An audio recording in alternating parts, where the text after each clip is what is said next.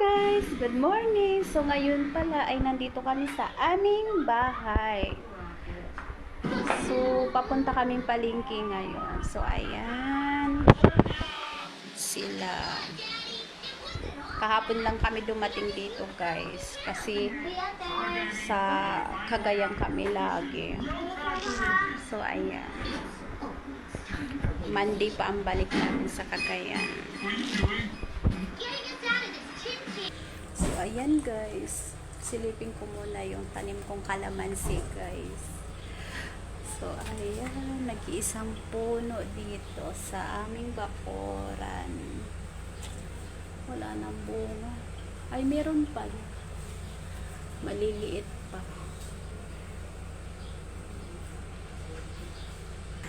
So, ayan guys. Paalis na kami, guys.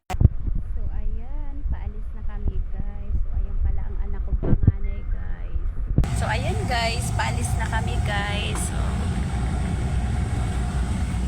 ayan ang tatlo kong anak guys. So, palabas tayo ng subdivision guys. So, ayan. Magulo pa ang buho ko kay bago hindi.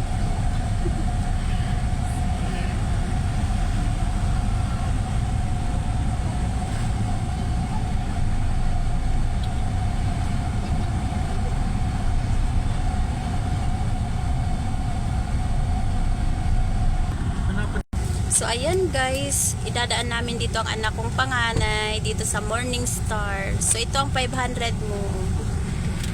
So, ayan guys, bago kami pupunta ng palengke guys, daan muna kami kay nanay guys. So, ayan, dito maraming puno guys. Kami! Bakit? Dito naman guys, maraming puno ng niyog. So, ayan, talaga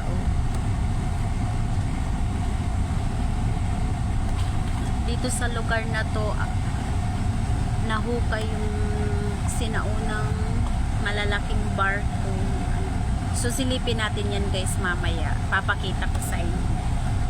So ayan guys, nandito na kami sa bahay ni nanay. Ate Binis, okay ka lang dyan? So andito kami sa bahay nila nanay guys. Maraming halaman dito guys. Yan. May mga kayo dyan. Mag-aaway sila. Asa siya?